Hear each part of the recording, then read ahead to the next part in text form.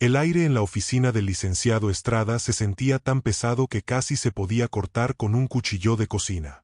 Era mediodía en la Ciudad de México, y el rugido del tráfico sobre la avenida Reforma se filtraba apenas como un zumbido lejano, un recordatorio de que el mundo seguía girando a pesar de que, dentro de esas 4 paredes tapizadas de madera de caoba, el tiempo se había detenido. Ahí estaba ella, sentada frente a mí, mi hermana mayor, Elena. Llevaba su uniforme de gala, impecable, con las insignias brillando bajo la luz fría de los tubos fluorescentes. Cada vez que movía el brazo, el roce de la tela de su uniforme militar emitía un sonido seco, autoritario. Elena no se sentaba, ella tomaba posesión de la silla. Sus ojos, negros y afilados como esquirlas de obsidiana, no me miraban. Me atravesaban, como si yo fuera un error en su hoja de servicio que necesitaba ser borrado. Yo, por el contrario, sentía el peso de los últimos 5 años en los hombros. Mis manos, un poco temblorosas, descansaban sobre mis rodillas. No traía medallas, solo las ojeras de quien pasó noches enteras cambiando sueros, leyendo libros en voz alta para calmar el dolor de un hombre que se desvanecía, y lidiando con enfermeros mientras ella enviaba correos electrónicos breves desde la zona militar, preguntando por el estado de los activos en lugar de la salud de nuestro padre. ¿Podemos agilizar esto, licenciado?, dijo Elena, rompiendo el silencio con esa voz de mando que usaba para ordenar formaciones. Su acento era seco, marcado por la disciplina. Tengo que estar en el campo de entrenamiento antes de las 16 horas y no tengo tiempo para sentimentalismos ni esperas innecesarias. El licenciado Estrada, un hombre que parecía haber sido tallado en la misma madera que su escritorio, ni siquiera levantó la vista de sus documentos. Solo ajustó sus anteojos de lectura y deslizó una carpeta de cuero hacia el centro de la mesa. Capitana, entienda que la lectura de un testamento de esta magnitud requiere rigor legal, respondió el notario con una calma que me dio escalofríos. Su padre fue muy específico en sus últimas instrucciones, especialmente en lo que respecta a la administración de la casa de Coyoacán y las cuentas en el extranjero. Vi cómo la mandíbula de Elena se tensaba. Para ella, esto no era un duelo, era una rendición de cuentas. En su mente, la lógica era simple. Ella era la primogénita, la figura de autoridad, el orgullo de la familia ante la sociedad. Yo solo era el hermano menor que se había quedado en casa, el que había sacrificado su carrera para ser el cuidador. En su jerarquía militar, yo estaba en el nivel más bajo de la cadena de mando. La casa debe ser vendida, sentenció ella, mirándome por fin con un desprecio que me revolvió el estómago. No tiene sentido mantener una estructura de ese tamaño para una sola persona que no tiene ni oficio ni beneficio. Papá sabía que yo sabría gestionar esos recursos para el prestigio del apellido. Papá quería que la casa se mantuviera como un hogar. Elena, le dije con voz suave, aunque el corazón me martilleaba en el pecho. Tú ni siquiera estuviste ahí en Navidad. Ni en su cumpleaños. Ni cuando dejó de reconocer quién era. Elena soltó una carcajada seca, un sonido carente de cualquier rastro de humor. Estaba sirviendo a la patria, algo que tú no entenderías ni en 1000 vidas. Estar sentado junto a una cama no te da derechos, te da lástima. No confundas tu falta de ambición con lealtad. El notario carraspeó, sintiendo que la temperatura del cuarto subía peligrosamente. Abrió la carpeta y extrajo un sobre amarillento, sellado con cera roja. El silencio volvió a caer, pero esta vez era distinto. Era el silencio que precede a una explosión. Antes de proceder, dijo Estrada, mirando fijamente a Elena, el testamento incluye una cláusula de comportamiento y honorabilidad. Su padre dejó escrito que, si se presentaba cualquier falta de respeto o altercado durante esta sesión, el protocolo cambiaría drásticamente. Elena se inclinó hacia adelante, apoyando los puños sobre la mesa. La tensión en su cuello era evidente. Estaba acostumbrada a que el mundo se doblara ante su voluntad, y ver que un viejo abogado y un hermano débil se interponían entre ella y lo que consideraba su botín, la estaba haciendo perder los estribos. Déjese de rodeos, licenciado, siseó ella. Lea de una vez quién se queda con qué. Porque aquí hay jerarquías, y mi hermano tiene que entender que, en el mundo real, los que no producen no cuentan. Fue en ese preciso instante cuando el notario leyó la primera línea de la cláusula de exclusión. Elena no lo dejó terminar. Se puso de pie de un salto, su silla golpeando la pared con un estruendo seco. Su rostro estaba rojo, la vena de su sien latía con fuerza. «¡Basta!», gritó, señalándome con un dedo índice que parecía un arma cargada. «Esto es un insulto. Él no ha hecho nada. Tú no eres nadie». Me gritó directamente a la cara, con un volumen que debió escucharse hasta la recepción. «No eres nadie para quitarme lo que por derecho de sangre y honor me corresponde». Sus palabras quedaron vibrando en el aire. «No eres nadie». El insulto final, la culminación de años de desprecio. Entonces, sucedió algo que no estaba en el guión de nadie. El licenciado Estrada, sin decir una sola palabra, se levantó con una agilidad sorprendente para su edad. Caminó hacia la puerta de la oficina, la cerró con un clic metálico que resonó como un disparo, y giró la llave. Elena se quedó petrificada. «Capitana», dijo el notario, guardando la llave en el bolsillo de su chaleco, «ahora que ha dejado claro su desprecio por su hermano, me temo que hemos activado la fase de contingencia que su padre preparó. Nadie sale de esta habitación hasta que terminemos de leer el verdadero origen de su fortuna, y sobre todo, el informe que el ejército le envió a su padre la semana pasada». La habitación, de repente, se sintió mucho más pequeña. El poder de Elena empezó a evaporarse antes de que pudiera decir otra palabra. El silencio que siguió al estruendo de la puerta cerrándose fue absoluto, un vacío sordo que zumbaba en los oídos. Elena se quedó de pie, con el dedo todavía apuntándome, pero su postura, antes impecable y autoritaria, mostró una grieta por primera vez. El clic de la cerradura había sido un golpe de realidad que no venía en sus manuales de táctica militar. En este espacio, su rango no servía para abrir puertas, y su voz de mando no intimidaba al licenciado Estrada. «¿Qué significa esto, Estrada?», preguntó ella, tratando de recuperar el control, aunque su voz traicionaba un ligero temblor de rabia. «Esto es una privación ilegal de la libertad. Abra esa puerta inmediatamente o se las va a ver con mis abogados y con la zona militar. No tiene idea de con quién se está metiendo». El notario ni siquiera se inmutó. Regresó a su asiento con una parsimonia exasperante, acomodó el sobresellado frente a él y se cruzó de brazos. «Siéntese, capitana», dijo con una frialdad que helaba la sangre. «Usted acaba de decir que su hermano no es nadie». Esa frase fue el detonante exacto que su padre dejó estipulado en la cláusula de humildad y legado. Él sabía, mejor que nadie, que usted llegaría aquí con la arrogancia de quien se cree dueña del destino ajeno. Yo miraba a Elena. Sus ojos saltaban de la puerta al notario y luego a mí. Me miraba con un odio renovado, como si yo fuera el arquitecto de esta trampa. La oficina, que antes parecía elegante, ahora se sentía como una celda de interrogatorio. El sol de la tarde golpeaba los cristales, pero el calor no lograba quitarme el frío que sentía en el pecho. «Es un complot», estalló ella, golpeando la mesa de caoba con el puño cerrado. Los papeles saltaron ligeramente. «Tú, pinche mediocre, le lavaste el coco a mi papá en sus últimos días. Mientras yo estaba en la sierra, arriesgando el pellejo, tú estabas aquí, metiéndole ideas, haciéndote la víctima, el hijo abnegado.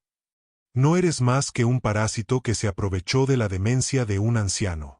«Papá no tenía demencia, Elena», le grité por fin, poniéndome de pie.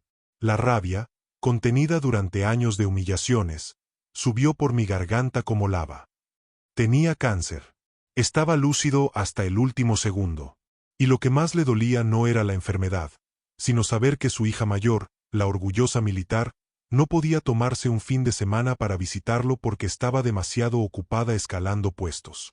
«Me llamas nadie, pero yo fui el que le sostuvo la mano cuando él ya no podía sostener ni una cuchara. Yo fui el que escuchó sus miedos mientras tú solo enviabas comunicados oficiales». Elena soltó una carcajada amarga, una de esas risas que duelen más que un insulto. «¿Miedos?», se burló ella, acercándose a mi rostro, invadiendo mi espacio personal. Papá era un hombre de hierro. Él despreciaba la debilidad. Si se ablandó al final, fue porque tú lo contagiaste con tu falta de carácter. No trates de dignificar tu inutilidad. Eres un don nadie que se aferra a una casa vieja porque no tienes nada más en la vida. Yo tengo una carrera, tengo poder, tengo un nombre que pesa en este país. ¿Tú qué tienes?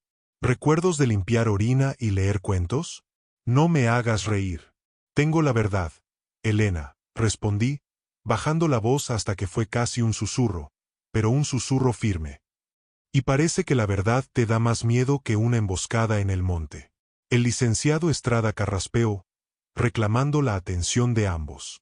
Sus dedos, largos y amarillentos por el tabaco, empezaron a romper el sello de cera roja del segundo sobre aquel que tenía el escudo del ejército mexicano.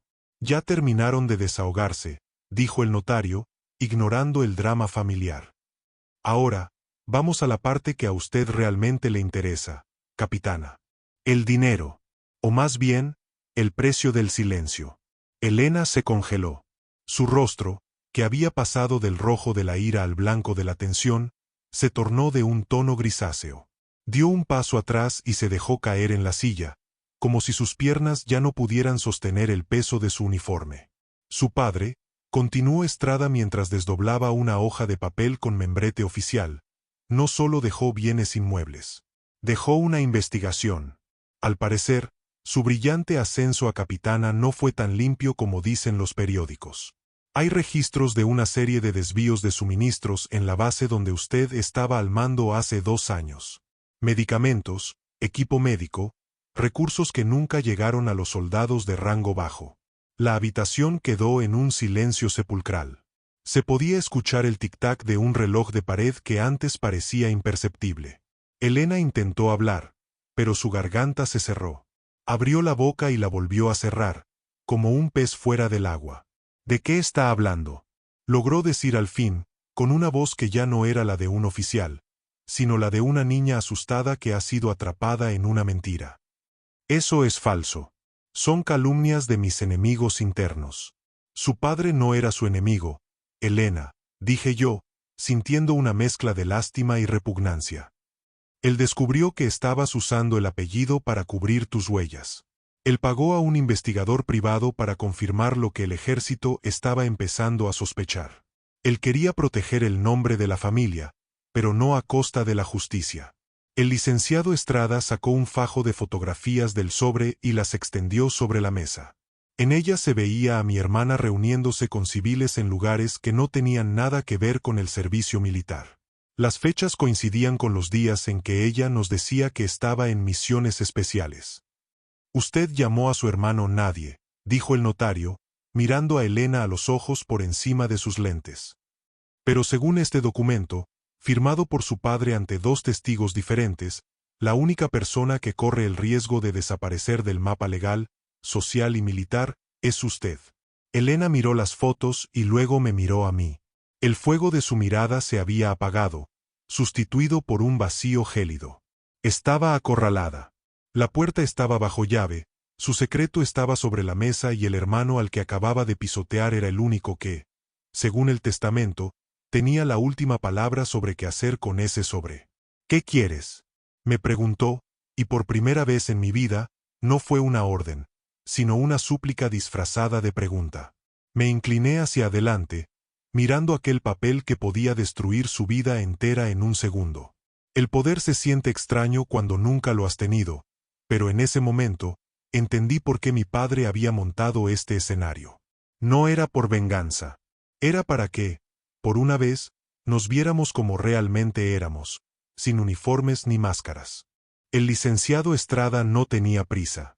Se tomó un momento para alinear las fotografías sobre el escritorio con una precisión casi quirúrgica, formando una hilera que contaba la historia de la caída en desgracia de mi hermana.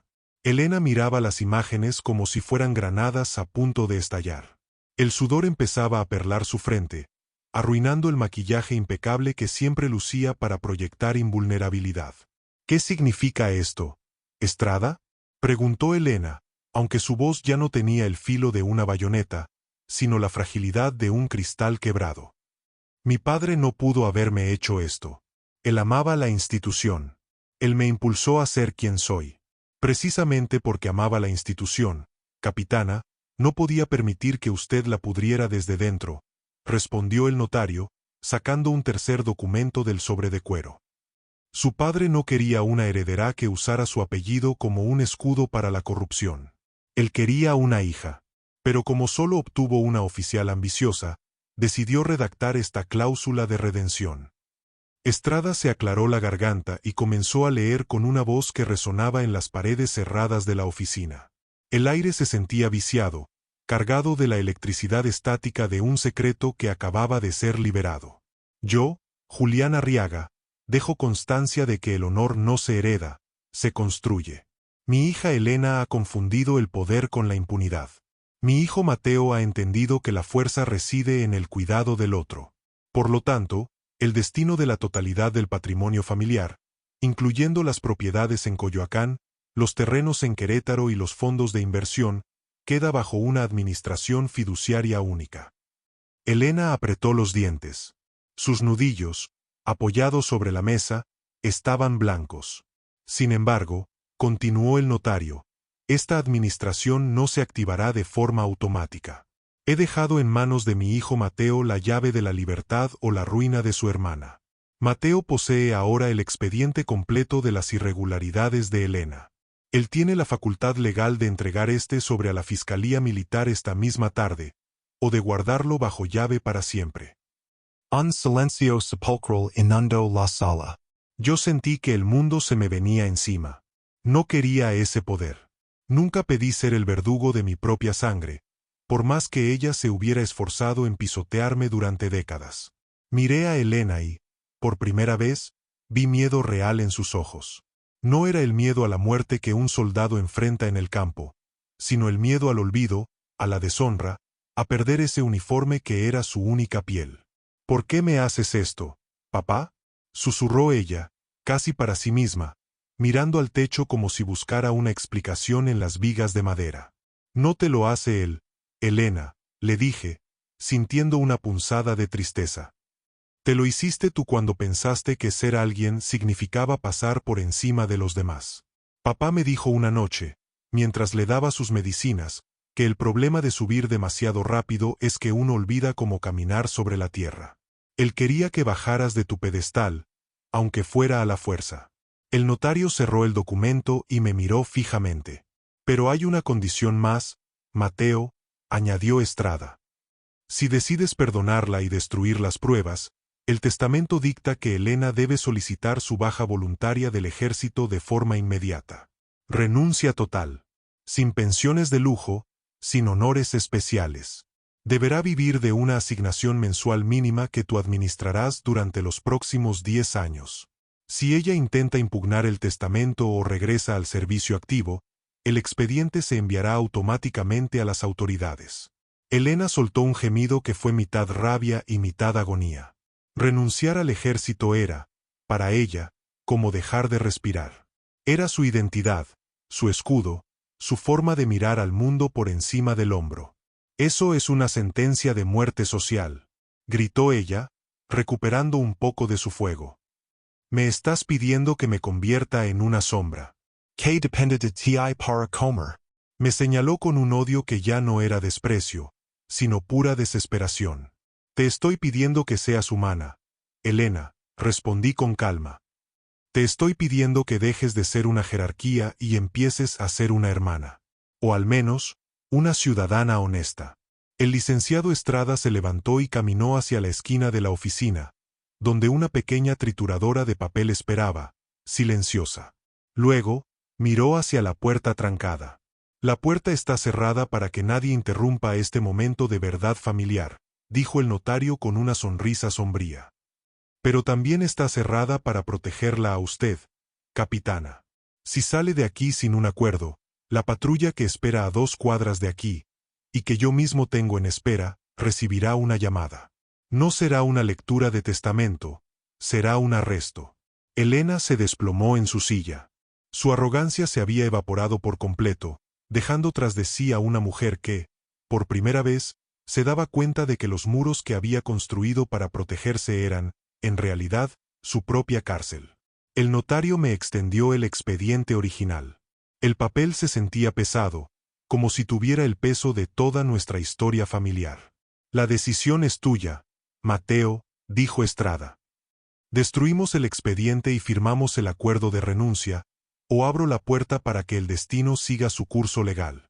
Miré a mi hermana. La mujer que me gritó que yo no era nadie ahora dependía de que yo decidiera quién era ella. El silencio en la habitación era tan denso que casi podía oír los latidos de su corazón acelerado.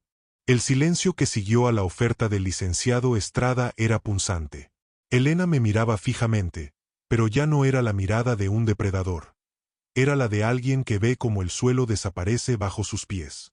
Sus dedos, que tantas veces habían tamborileado con impaciencia sobre superficies de cristal, ahora se aferraban a los descansabrazos de la silla de cuero con una fuerza que hacía que sus nudillos se vieran amarillentos. Yo sostenía el expediente. El papel tenía ese olor característico de las oficinas gubernamentales y del polvo acumulado, pero para mí, olía a libertad o a una condena perpetua para ambos. Miré la trituradora en la esquina y luego la puerta cerrada. Afuera, la vida seguía. El claxon de los taxis, el grito de un vendedor de camotes, la gente que caminaba por Reforma sin saber que aquí dentro se estaba desmantelando un imperio de orgullo. Mateo, susurró Elena. Mi nombre sonó extraño en su boca, desprovisto de ese tono condescendiente que solía usar. No puedes hacerme esto. He dedicado 25 años a la institución. He dormido en el lodo, he perdido amigos, he sacrificado mi vida personal por esa bandera. Si me quitas el uniforme, no queda nada. Ese es el problema, Elena, le dije, sintiendo una mezcla de fatiga y una tristeza profunda que me nacía en el estómago. Que para ti no queda nada si no tienes a quien mandar. Papá se dio cuenta de que tu servicio no era para la patria, era para tu ego. Si de verdad amaras a la institución, no habrías desviado esos recursos. No habrías vendido el equipo que tus propios soldados necesitaban para estar a salvo. Ella bajó la vista. No hubo una negación rotunda.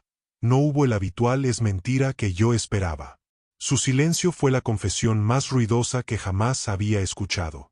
En ese momento, la imagen de la heroína de guerra se terminó de desmoronar, dejando solo a una mujer que había tomado atajos peligrosos para alimentar una ambición insaciable. Si firmo, comenzó ella, tragando saliva con dificultad. Si pido la baja, ¿qué va a pasar conmigo? ¿Me vas a tener como un perro con correa, pidiéndote dinero para la despensa cada mes?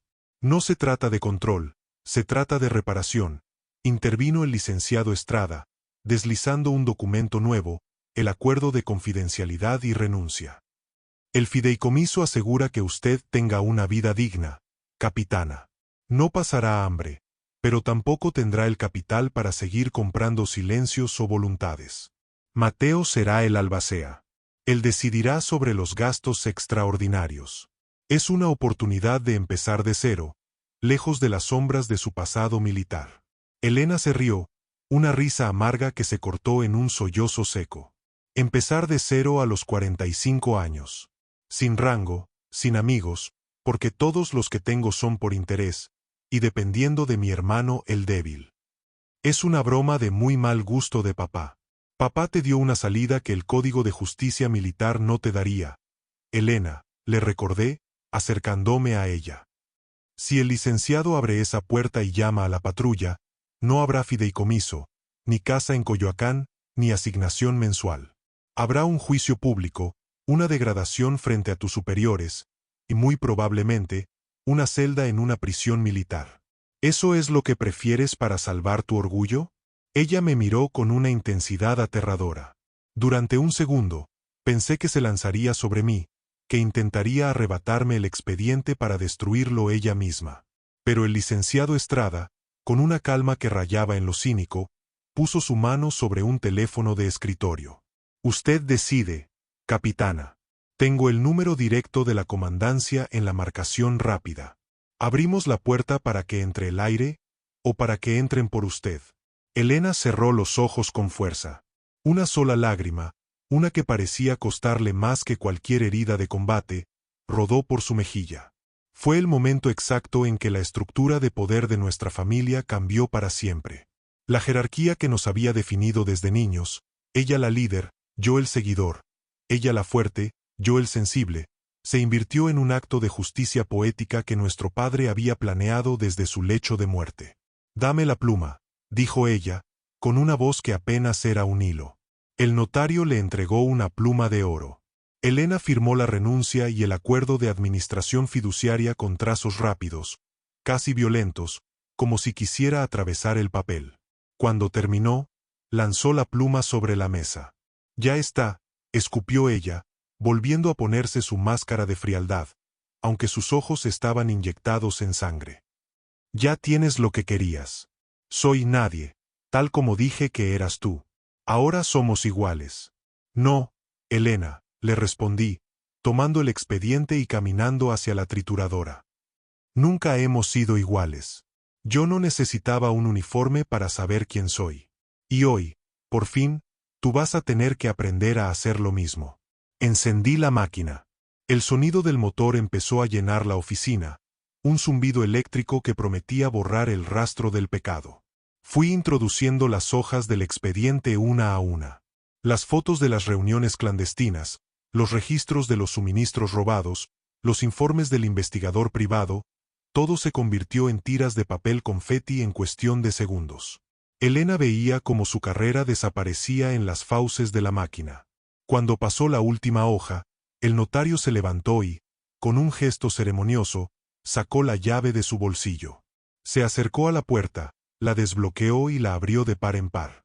El aire del pasillo entró a raudales, trayendo consigo el aroma a café y el murmullo de las secretarias. La oficina ya no era una celda, pero para Elena, el mundo exterior ahora era un territorio desconocido y hostil donde ya no era la reina. «Pueden retirarse», dijo Estrada. «El proceso ha terminado. Mateo, te veré el lunes para los detalles del fideicomiso. Elena, que tenga una buena vida civil». Salimos de la oficina. Caminamos por el pasillo en silencio. Al llegar al elevador, Elena se detuvo y se ajustó la gorra militar por última vez. Se veía impecable por fuera, pero yo sabía que por dentro estaba en ruinas. «No creas que esto se acaba aquí, Mateo», me dijo, sin mirarme. «Me salvaste de la cárcel, pero me condenaste a vivir contigo. Y no sé qué es peor. Lo peor es vivir una mentira, Elena», le dije mientras las puertas del elevador se abrían. «El lunes te deposito tu primera mensualidad. Trata de no gastártelo todo en orgullo, es un vicio muy caro». 6 meses habían pasado desde aquella tarde claustrofóbica en la oficina del licenciado Estrada. La Ciudad de México estaba sumida en su temporada de lluvias. El cielo gris plomo descargaba aguaceros puntuales cada tarde sobre las jacarandas de Coyoacán. Yo estaba sentado en la biblioteca de la vieja casa de mi padre, el mismo lugar donde pasé años cuidándolo, pero ahora el aire se sentía distinto, más ligero, como si las paredes finalmente hubieran dejado de guardar secretos. Elena estaba sentada frente a mí, pero ya no vestía el uniforme que fue su armadura y su identidad durante décadas. Llevaba un suéter sencillo de lana y unos jeans. Se veía más pequeña, más humana, y aunque el fuego de su orgullo no se había extinguido del todo, la rigidez militar de su mandíbula había cedido ante una especie de resignación cansada. Su baja del ejército se había manejado con discreción, bajo el pretexto de motivos de salud personal, salvando así lo último que le quedaba, las apariencias. «Aquí tienes, Elena», le dije, deslizando un sobre con el estado de cuenta del fideicomiso y un cheque adicional. «Es el excedente de las rentas de los locales de Querétaro. Papá quería que, si llegabas a este punto sin intentar demandarme, se te entregara esto para que pudieras iniciar algún proyecto propio.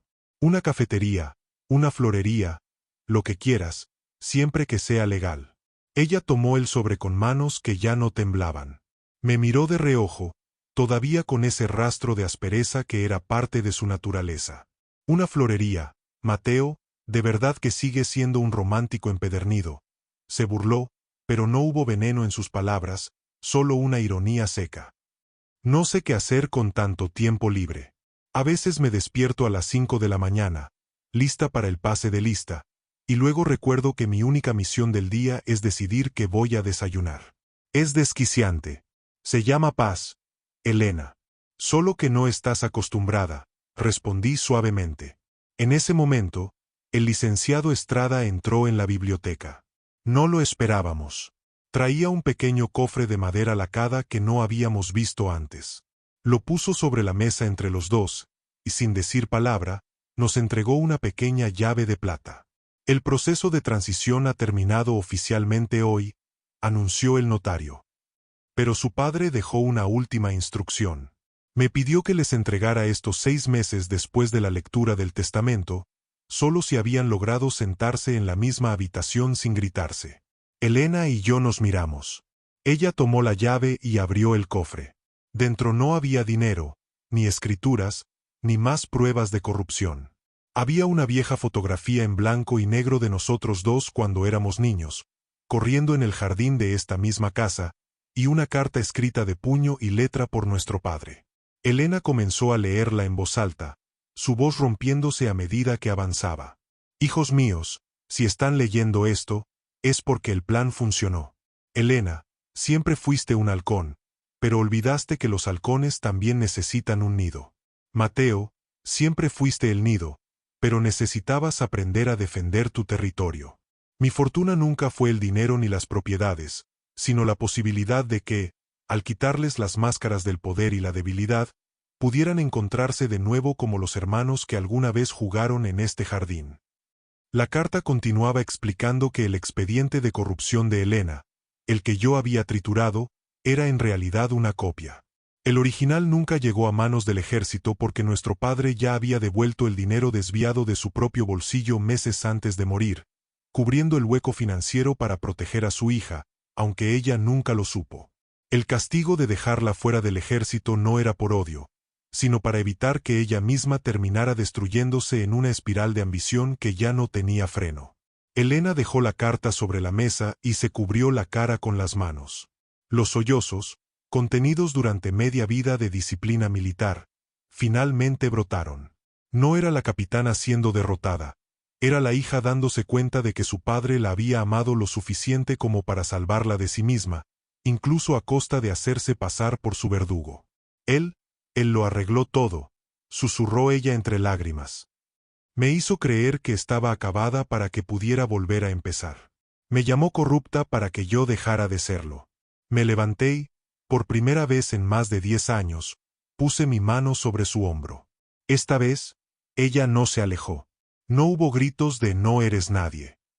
En el silencio de la biblioteca, rodeados por los libros de un hombre que nos conocía mejor de lo que nosotros nos conocíamos a nosotros mismos, Elena se apoyó en mi brazo.